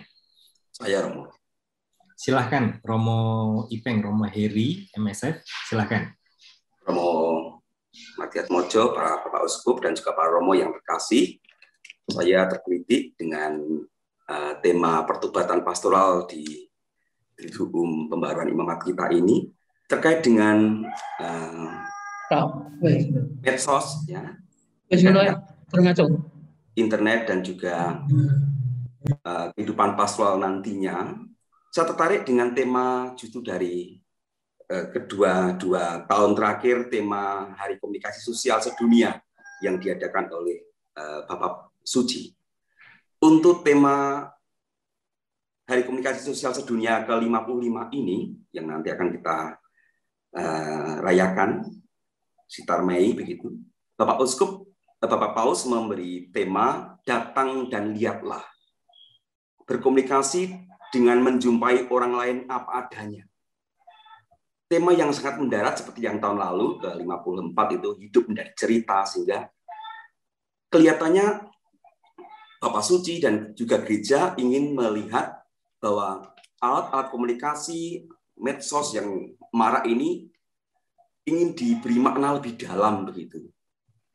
Jadi tema datang dan lihatlah itu Bapak Suci ingin mengajak, sejauh saya kemudian bersama dengan teman-teman Kevikapan Semarang, Komsos Kevikapan Semarang untuk menggali tema ini, menjadi sangat nyata bahwa medsos atau alat komunikasi selama ini lebih berbau seperti cerita-cerita narasi-narasi yang tendensius tanpa berjumpa dan melihat secara langsung. Jadi berita-berita yang diberitakan bukan berita-berita yang sungguh hidup dialami oleh seseorang atau kelompok tertentu. Jadi Bapak Suci mengajak di Hari Komunikasi Sosial ke-55 ini dengan tema datang dan lihatlah, supaya dengan alat-alat media komunikasi digital yang sekarang ini ada, sungguh menampilkan kesaksian hidup yang nyata, yang konkret. Berjumpa, berkomunikasi dengan orang lain apa adanya. Kejujuran kita di dalam hidup menggereja, kejujuran bersaksi iman, bersharing iman, itu yang inginnya diangkat melalui media-media komunikasi, termasuk komunikasi digital itu. Bapak Suci menekankan, bahkan berpandangan sangat baik terkait dengan penggunaan media-media ini untuk pembangunan jemaat, asal entah itu petugas komunikasi atau kita semua itu memaparkan, men-sharingkan, membagi konten-konten yang dilihatnya dan sungguh didatanginya, suatu sharing sebagai sarana untuk menampilkan sharing yang sesungguhnya, menjumpai orang lain apa adanya, jujur. Sehingga dinamika gereja sungguh bisa kelihatan dengan alat-alat semacam itu kalau sungguh mengungkapkan yang terdalam. Datang dan lihatlah sebagai undangan agar kita berkomunikasi berdasarkan apa yang kita rasakan, yang kita lihat, dan kita jumpai. Bapak Suci mengatakan tidak ada yang bisa menggantikan tangan pertama, artinya saksi mata itu. Dia juga menyitir dari khotbah Santo Agustinus, ya, buku ada di tangan, tetapi fakta ada di depan mata kita. Artinya alat komunikasi itu bisa sungguh menjadi sarana untuk kita membentuk sebuah komunitas paguyuban yang sangat jujur, yang diberitakan, yang disaringkan sangat jujur. Bahkan ini yang mau dikatakan di dalam Hari Komunikasi Sosial Sedunia yang ke-55 yang sangat mendarat sekali. Temanya sangat mendarat. Di dalam komunikasi apapun juga, termasuk dunia digital, harus berlandaskan dari kata datang dan lihatlah. Dia mengambil dari Yohanes 1 ayat 46 itu. Kemudian di dalam, ini sangat khas di Hari Komunikasi Sosial yang ke-55 ini, dia ada sebuah doa yang dia paparkan yang bagi kita juga sangat menarik. Tuhan, ajarilah kami untuk keluar dari diri kami sendiri dan pergi mencari kebenaran Ajarilah kami untuk pergi dan melihat. Ajarilah kami untuk mendengarkan, untuk tidak menumbuhkan prasangka, untuk tidak menarik kesimpulan terburu-buru. Ajarilah kami untuk pergi ke tempat di mana tidak seorang pun ingin pergi, untuk mengambil waktu agar memahami, untuk memperhatikan hal-hal penting, untuk tidak terganggu oleh hal-hal yang tidak berguna, untuk membedakan penampilan menipu dari kebenaran. Berilah kami rahmat untuk mengenali tempat tinggalmu di dunia, dan untuk mengatakan dengan jujur apa yang telah kami lihat. Saya kira ini lebih ke apa? Saya karena tertarik dengan tema pertobatan pastoral ini, saya kira juga persiapan kita menyambut Hari Komunikasi Sosial yang ke-55 ini, tema besar dari Bapak Suci, datang dan lihatlah, berkomunikasi dengan menjumpai orang lain apa adanya, ini juga menjadi bahan perenungan kita. Itu saja Romo Bimo, terima kasih. Baik, terima kasih Romo Ipeng untuk beberapa permenungan dan gagasannya. Romo Marty mungkin bisa mengkaitkan apa yang tadi sudah muncul di dalam kegelisahan beberapa Romo terkait dengan perkembangan, tapi juga syukur adanya kemajuan teknologi digital ini. Mohon dikaitkan lagi dengan permenungan kita di tahun Yosef ini. Tadi gagasannya muncul dari inkarnasi, lalu kemudian inkarnasi itu sekarang menghadapi realitas baru digital, begitu Romo Marty. Silakan Romo Marty. Terima kasih Romo Bismoko. Romo Sabto Margono, saya mau menjawab Anda sekalian karena ada kaitannya sedikit. Yaitu kalau saya mengajak orang berbicara mengenai digital, saya tidak meninggalkan Santo Yusuf. Kenapa? Karena poin digital adalah poin ketika kita masuk dalam suatu tempat di mana tidak banyak bunyi, tidak banyak percakapan, dan tidak banyak halo-halo. Tapi orang bekerja dengan diam-diam sebetulnya. Ini persis Santo Yusuf. Tidak banyak ngomong, sekali lagi. Orang digital juga pengen untuk mendapat perhatian, betul. Tapi yang ingin saya tekankan di sini adalah sebagaimana Santo Yusuf adalah seseorang yang mengambil bagian dalam pelayanan pastoral, saya kok merasa ada suatu undangan untuk memanfaatkan yang digital dalam pelayanan pastoral. Namun, sekali lagi, saya tadi sudah mengatakan, ini tidak berarti membuang begitu saja yang lain. Enggak. Saya juga tidak mau meninggalkan Santo Yusuf yang tukang-tukang tadi. Sebenarnya, kemarin saya sudah mengatakan, katanya ada ahli yang mengatakan, saya lupa namanya Bron atau siapa, bahwa sebenarnya istilah yang dipakai dalam bahasa Ibrani bukan tukang kayu, tapi pokoknya tukang. Nah, pekerja yang tidak diperhatikan orang itu antara lain yang ada di belakang komputer dan sebagainya. Namun, poinnya bukan komputer atau bukan komputer. Poinnya bukan online atau offline. Kalau saya poinnya adalah, kok Gusti ngagem kabeh wae. Siapapun juga dipakai oleh Tuhan kita. Ya Maria, ya Yosef, ya siapapun juga. Dengan kata lain, Romo Adi, terima kasih untuk catatannya tentang tekton itu. Saya ingin mengajak Anda sekarang melihat berkaitan dengan kemarin juga. Tuhan menggunakan kita semua. Nikodemus dipakai. Akan tetapi seorang nelayan seperti Petrus juga dipakai.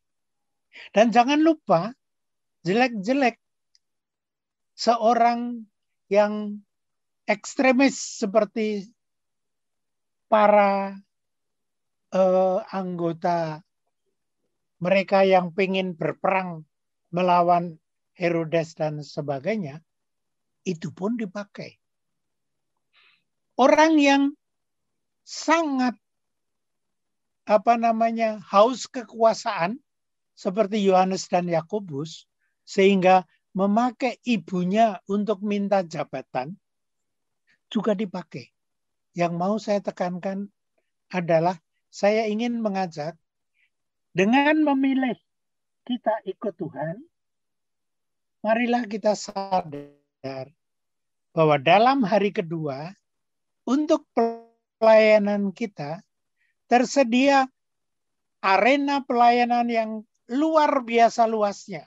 Siapapun juga dipakai. Ini poin saya. Maka bisa saja seseorang bekerja di pusat-pusat kekuasaan. Kita kenal Romo Beni dari Keuskupan sana, yang dari Keuskupan Malang, yang sungguh menjadi orang yang dihargai di Merdeka Utara. Tapi banyak sekali di antara kita yang ada di tempat yang sangat sederhana. Ada suatu cara eklesiasio yang sudah mapan dan masih bisa kita sempurnakan. Tetapi saya mau menarik perhatian pada kemungkinan kita menemukan jalan-jalan baru. Sebagaimana dulu ada kidologi. Tetapi Sugio Pranoto memilih Bintaran dan mencoba suatu bentuk baru.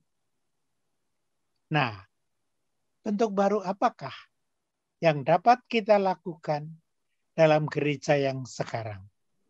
Saya stop di sini dulu, Romo Bismoko, karena saya lihat ada tangan dari Effendi Sunur.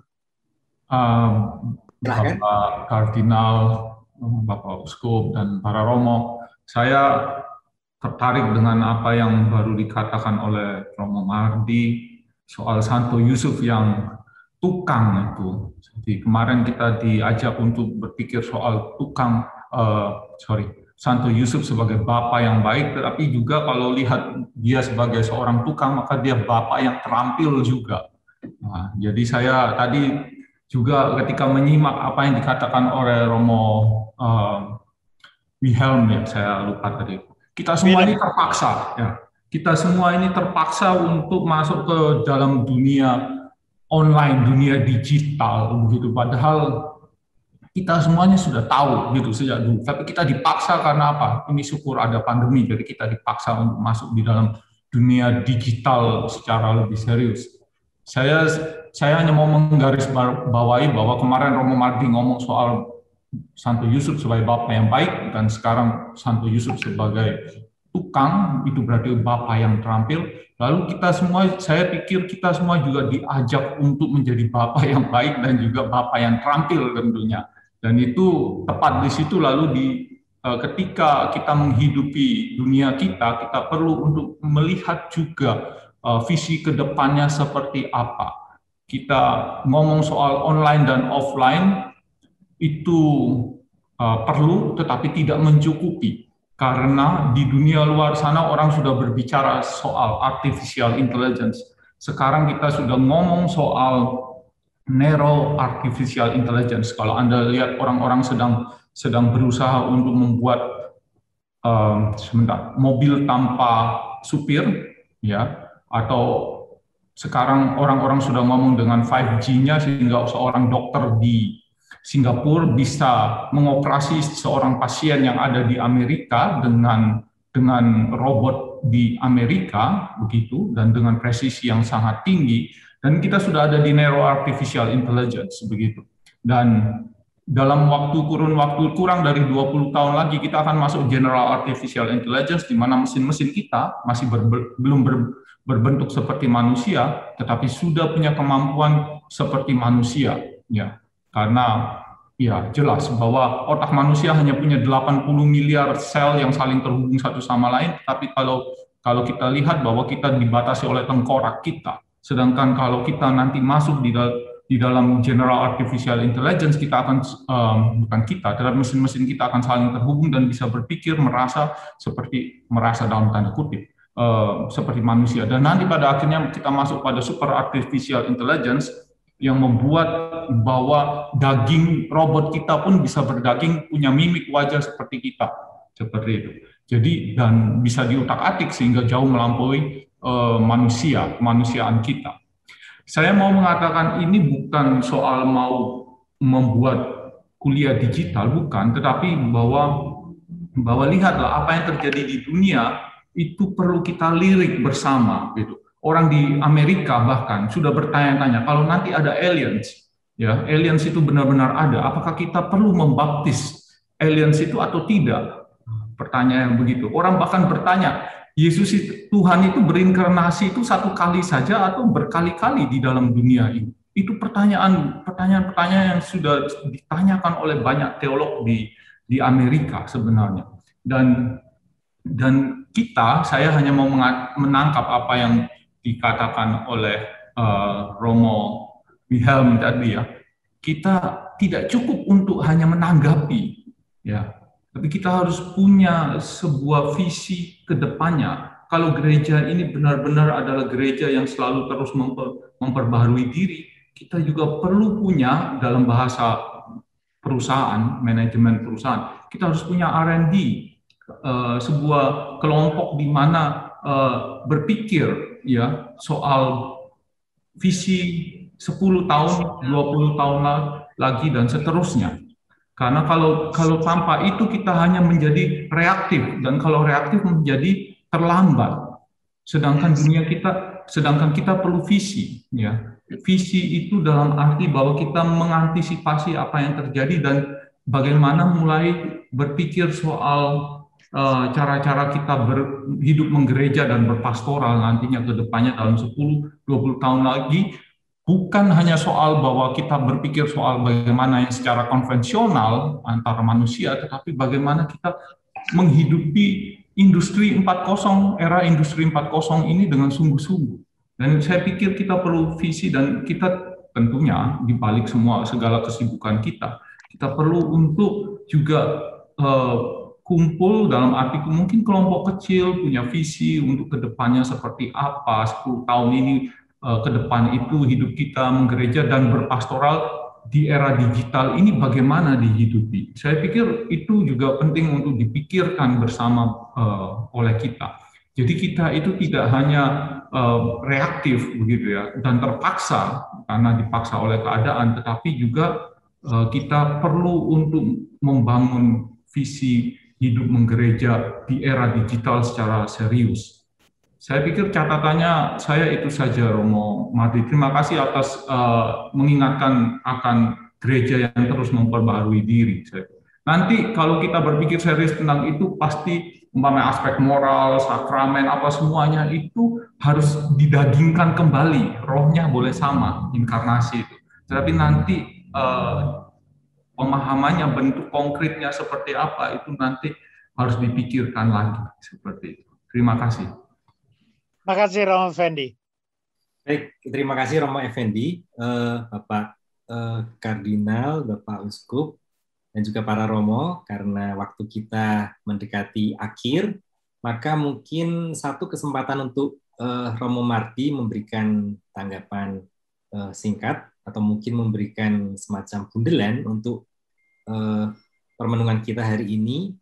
Dan setelah Romo Marty nanti Romo Fitjen, Romo Edi Purwanto akan memberikan beberapa pengumuman. Lalu nanti doa penutup, saya minta Romo Maharsono untuk menutup dengan doa, nanti diakhiri dengan berkat oleh Bapak Uskup Monsinyur Ruby. Romo Marty, silahkan. Romo Bismoko, nanti masih ada pertanyaan-pertanyaan untuk refleksi? Kemarin kan iya, diberi. Ada. Betul, ada ya? Ada dua pertanyaan refleksi yang tadi disampaikan oleh Romo Fitjen, Romo Edi, nanti akan saya tampilkan, Romo. Oke, nanti aja. Para sahabat sekalian, saya harus mengakui, saya banyak sekali membaca teks yang ada dalam chat room. Dan saya harus mengatakan bahwa percakapan-percakapan ini memperlihatkan kepada kita betapa persekutuan dan eklesia kita sebagai para pelayan pastoral itu terjadi dengan pertemuan ini. Dan di pertemuan ini sendiri merupakan suatu pembentukan persekutuan. Karena apa yang tertulis dalam chat dan apa yang terungkap dalam chat kita secara lisan adalah salah satu bentuk persaudaraan kita yang mudah-mudahan akan tumbuh dan berkembang terus. Yang mau saya katakan adalah kita menyerahkan diri kepada Tuhan untuk melayani umat semakin dekat kepada Tuhan. Teladan kita adalah Santo Yusuf yang tidak di panggung, yang tidak bukan main besarnya, yang sederhana, sedapat mungkin berbuat sesuatu agar supaya orang-orang semakin dekat dengan Tuhan. Hari pertama kemarin, saya ingin mengajak Anda sekalian lebih menyadari betapa kita dipanggil oleh Tuhan.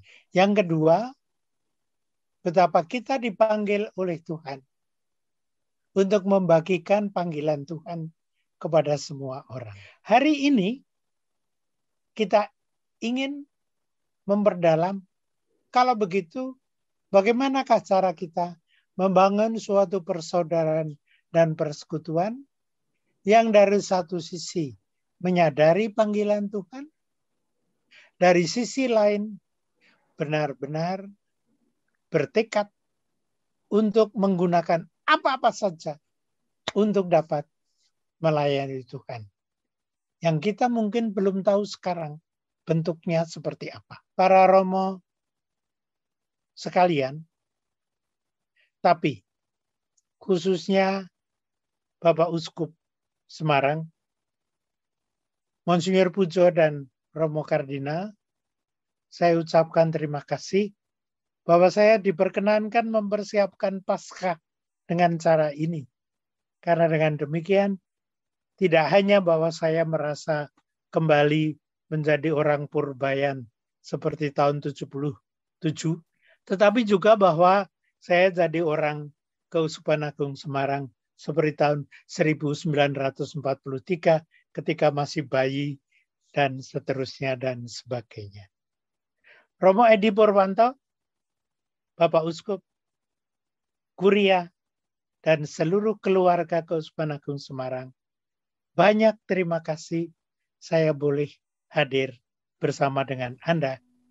Bukan sekurang-kurangnya hadir, tetapi ini sungguh kehadiran yang sangat menggembirakan bagi saya. Romo Bismoko, Romo Edi, terima kasih banyak. Romo Edi, silahkan. Terima kasih, Romo Bismoko. Bapak Kardinal, Bapak Uskup Rubiat Moko, Monsinyur Blasius, dan para Romo yang saya hormati, perkenankan pada kesempatan ini, atas nama semua peserta rekoleksi, persiapan, pembaharuan janji imamat, yang nanti sore pada pukul 6 akan dilaksanakan dalam perayaan Ekaristi, baik secara daring maupun luring, menghaturkan banyak terima kasih kepada Romo B.S. Marty Atmojo Serikat Yesus yang dengan sangat simpati menanggapi permohonan kami untuk mendampingi kami dalam merefleksi betapa pentingnya melakukan pertobatan pastoral ataupun melakukan perbaikan pelayanan sebagai kelanjutan dari pertobatan pribadi atau pertobatan personal kami para imam. Sungguh perjumpaan dan kehadiran Romo pada hari-hari ini dalam rangka mempersiapkan pembaharuan janji imamat maupun menghayati Pekan Suci dan lebih khusus lagi Trihari Suci, kami para Romo sangat terbantu untuk merenungkan lebih dalam bagaimana kami meningkatkan kualitas hidup kami seperti halnya yang kami jumpai dalam kualitas pribadi Bapak Yusuf yang pada tahun ini kita rayakan sebagai Tahun Santo Yusuf. Sekali lagi Romo Marty, terima kasih banyak untuk pendampingannya. Ini yang pertama saya haturkan.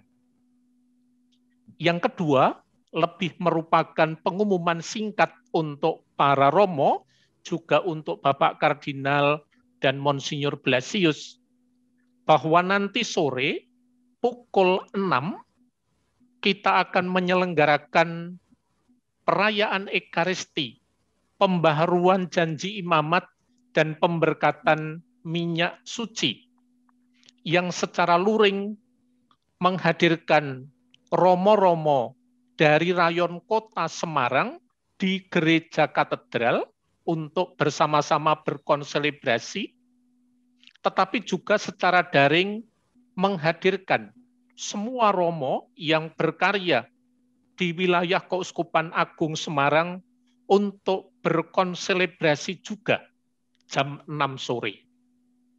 Dan dalam kesempatan perayaan Ekaristi itu juga akan dilakukan pernyataan iman dan janji setia anggota Kuria Keuskupan Agung Semarang yang baru, yaitu Romo Agung Prihartono, MSF, selaku Sekretaris Keuskupan Agung Semarang, dan Romo Nugroho Widiono, Serikat Yesus, selaku Romo Ekonom baru yang akan melanjutkan karya yang telah dijalani oleh Romo Arya Dewanto selama 2 periode atau 6 tahun berlalu.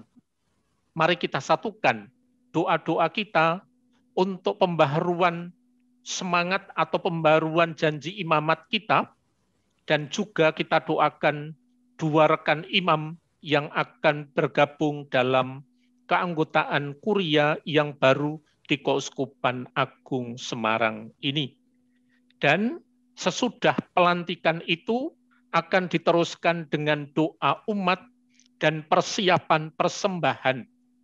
Nah, para romo yang tetap menginginkan untuk bersama-sama sampai akhir, walaupun secara daring, maka sangat dipersilahkan.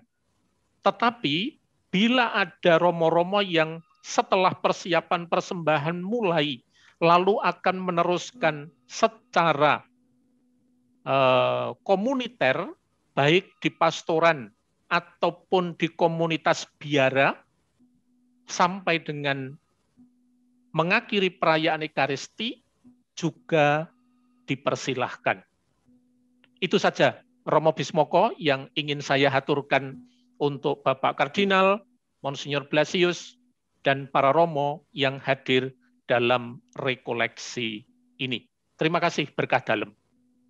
Terima kasih Romo Edipur. Sebelum kita menutup rekoleksi ini dengan doa nanti oleh Romo Marsono, saya ingin menyampaikan 2 pertanyaan panduan untuk refleksi.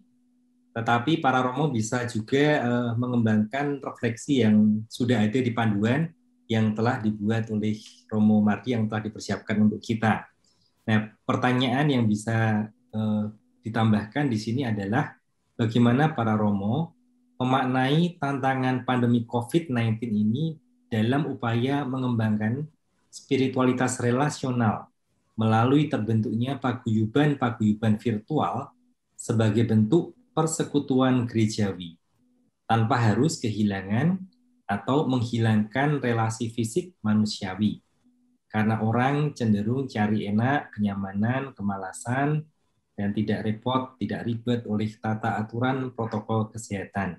Itu pertanyaan tambahan pertama. Lalu pertanyaan tambahan yang kedua, bersifat agak umum dan terbuka.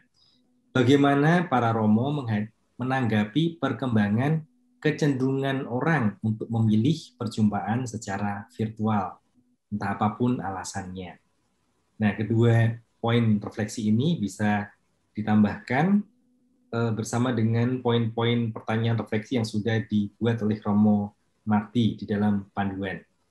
Nah, setelah ini kita akan doa penutup dan para Romo di komunitas masing-masing dapat melanjutkan sharing sampai ditutup sesuai dengan situasi masing-masing. Sebelum doa juga saya menyampaikan pengumuman bahwa perayaan Misa Krisma nanti sore dapat para Romo ikuti melalui kanal YouTube Komsos Keuskupan Agung Semarang atau Komsos Paroki Katedral Semarang. Dan rekaman rekoleksi kita ini bisa mulai diakses besok di kanal YouTube Komsos Keuskupan Agung Semarang. Ada 2 rekaman nantinya, rekaman kemarin sore, lengkap beserta diskusinya, dan juga rekaman hari ini. Baik, para Romo, Bapak Kardinal, dan juga para Monsinyur, kita menutup perjumpaan kita ini dengan doa oleh Romo Maharsono, dan nanti akan ditutup oleh berkah dari Monsinyur Rubiatmoko. Romo Mahar, dipersilahkan. Romo Kardinal, Bapak Uskup, Monsinyur Blasius, dan para Romo sekalian, mari kita bersyukur, kita berdoa pada Tuhan. Tuhan, kami berterima kasih banyak karena persiapan Trihari Suci ini Engkau memberikan kepada kami tuntunan-Mu sebagaimana Engkau menginspirasi dan menguatkan Santo Yusuf